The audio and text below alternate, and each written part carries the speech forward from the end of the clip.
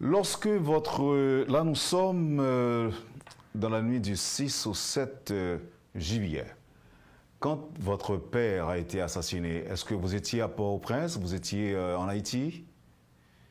Oui, j'étais en Haïti. Je venais de rentrer de Caris. Caris, c'est une commune dans les montagnes du nord-est. Je venais de rentrer de Caris parce qu'on avait un gros projet là-bas, un projet centrale solaire de 300 kilowatts. Euh, je venais de rentrer, j'étais fatigué. Le mardi, j'ai passé le temps de me reposer. On s'est parlé, moi et mon père, plusieurs fois la journée du mardi. Et puis, je lui ai demandé, comme ça, d'être prudent. Comme d'habitude, je lui dis de faire attention. Il m'a donné le même conseil. J'habitais à Fort-Jacques, à une quinzaine de minutes de la résidence officielle de mon père. Une maison qu'on avait louée, moi et ma conjointe. Et notre fille aussi était avec nous à cette époque, le 7 juillet en Haïti. Mhm. Alors, jeune couple, je sais aussi que vous êtes père de famille, vous avez une fillette de 3 ans, si je ne m'abuse, et Oui, 3 ans et 9 mois maintenant. 3 ans et 9 mois. À partir de quel moment vous avez appris la nouvelle de l'assassinat de votre père? Mais de très tôt, j'étais déjà en contact avec les membres de la famille et on va dire, les principaux responsables du palais national, de la sécurité présidentielle, avant même que ces gens-là, ils arrivent, soi-disant mercenaires, qu'ils arrivent à rentrer dans la résidence. J'étais en contact avec ma sœur surtout. Mais j'ai évité de donner plus de détails par rapport au déroulement de cette soirée. Je vais rester vraiment sur la surface du sujet parce il y aura beaucoup d'informations qui vont être utiles à l'instruction judiciaire. Donc, c'est des informations qui vont être utilisées justement à l'avancement de l'enquête. Donc, je vais faire très attention pour ne pas non plus donner trop de détails à la presse. Mais ce soir-là, moi, j'ai dû laisser ma maison, bien entendu, avec ma conjointe et ma petite fille. On n'a même pas eu le temps de la chausser. Et voilà, c'était impossible. J'ai essayé d'envoyer des agents de sécurité au début pour voir si moi je pourrais passer pour me rendre à la résidence de mon père. C'était impossible pour les agents de sécurité, donc pour moi aussi. Et je me suis conduit directement chez un ami en cas d'urgence, j'avais un plan. Et pour ensuite apprendre, pendant que j'étais chez cet ami, de ma belle-mère que mon père, justement, s'était assassiné. Et voilà, ensuite je me suis dit, bon, écoute, il va falloir que je bouge si je veux garder ma famille en vie. Je suis resté très près aussi au téléphone de mon frère et ma soeur pour pouvoir avoir des nouvelles à chaque 5-10 minutes de comment ça avance et surtout la situation de ma belle-mère qui était blessée aussi. Et en chemin, justement, pour me rendre à l'ambassade américaine, on s'est fait pris à une embuscade, ils ont tiré sur ma voiture. J'en ai pas vraiment parlé à la presse, mais c'est juste pour dire que ça a été très, très dur, très stressant et choquant, cette fameuse nuit du 6 au 7 juillet 2021. Vous avez dit qu'on a tiré sur votre voiture. Oui, effectivement, avec ma fille à l'intérieur, et ma femme aussi, et quelques dames de service que je voulais pas laisser derrière moi, toute seule à la maison. Hmm. Là, vous parlez pour vous répéter, de soi-disant mercenaires qui ont fait ça ou d'autres personnes? Non, on n'a pas pu identifier les gens. On était en route pour l'ambassade américaine. Donc, moi, je suivais le chef de mon équipe de sécurité. On n'a pas pu identifier les gens. On a fait des manœuvres de panique pour justement sortir de l'embuscade. On a réussi à le faire. Et voilà, c'est une histoire. En prenant le chemin de l'ambassade, est-ce que ça veut dire que que votre vie, en fait, que vous avez l'impression que votre vie était menacée? Bah, c'était pas une impression, c'était une réalité. Donc, je me rappelle la première fois ce que ma belle-mère m'a dit quand je l'ai eu au téléphone, parce que j'ai essayé d'appeler tout le monde, surtout mon père, ma belle-mère, à maintes reprises. Et elle m'a dit, laisse là où tu es. Et mais j'étais déjà parti aussi. Donc, c'est juste pour dire, on savait pas encore l'ampleur de la situation. On savait pas encore qui était derrière, qui était en train d'organiser ce qui se passait. Est-ce que c'était seulement mon père qui était visé ou toute la famille? Donc, il fallait prendre des dispositions, il fallait réfléchir rapidement et aussi agir rapidement. Mhm. Mais vous avez confirmé l'information à quelle heure? 1 heure, 2 heures, 3 heures? Est-ce que votre père n'a pas réussi à vous parler? Puisque j'ai appris qu'il a pu appeler plusieurs autres personnes. Oui, dans la famille, j'imagine à l'instant, dans la maison où ça se passait, tout le monde essayait d'appeler tout le monde. J'ai pas pu parler à mon père malheureusement avant, avant sa mort. J'aurais vraiment aimé. Mais lui, il était concentré sur le fait aussi d'avertir, j'imagine, les équipes de sécurité, la police nationale, l'armée d'Haïti, et pour se faire protéger, mais aussi faire protéger sa famille, y compris moi.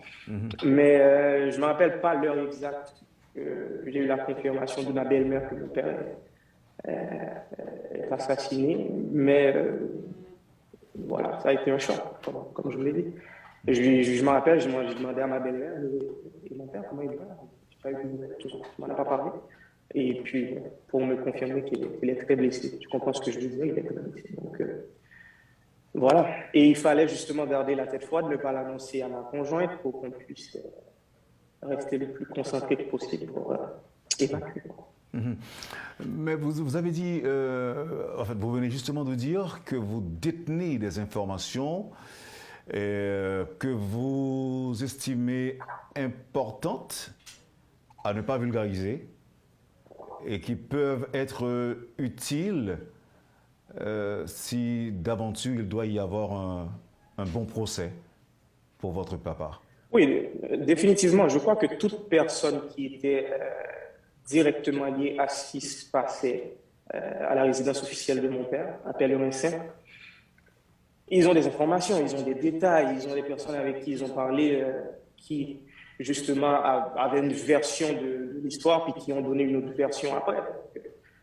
Moi, j'ai pris le temps tout de suite après, j'ai vite compris, j'ai pris le temps de noter ou même des fois d'enregistrer quelques conversations. Donc, j'ai donné toutes ces informations à mes avocats, à mon conseil d'avocat, et ils vont en faire bon usage, bien entendu. Et puis, nous, on reste disponible. Je pense que tous les membres de la famille restent disponibles justement pour pouvoir éclaircir la situation au moment opportun. À votre avis, il y a plusieurs secteurs qui sont impliqués dans l'assassinat de votre père?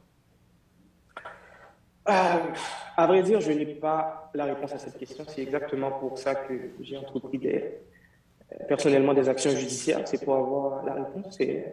C'est pour que toute la vérité soit faite sur ce qui s'est passé la nuit du 6 au 7 juillet dernier. Et il faut dire aussi que mon père, en tant que président, il avait des alliés, mais il avait des gens aussi qui étaient, on va dire, contre ses politiques. Et lui, il essayait, on l'a vu, j'imagine que vous lui avez parlé plusieurs fois, d'opérer des changements, on va dire, assez concrets dans le système politique ou même administratif en Haïti. Mais quand vous essayez justement d'opérer des changements pour aller à l'encontre du statu quo, vous vous mettez automatiquement en danger. Et mon père lui-même me disait que tout président qui allait opérer des changements, on va dire, favorables au peuple haïtien, se met fatalement en danger. C'est une phrase qu'il nous répétait tout le temps. À votre avis, est-ce que votre père avait des soupçons qu'il était effectivement menacé et qu'à n'importe quel moment, il pourrait être assassiné? Est-ce qu'il vous a fait des confidences ou encore est-ce qu'il vous a révélé des choses de ce genre? Non, non. Les semaines, j'essaie souvent de penser aux semaines qui précèdent le 7 juillet.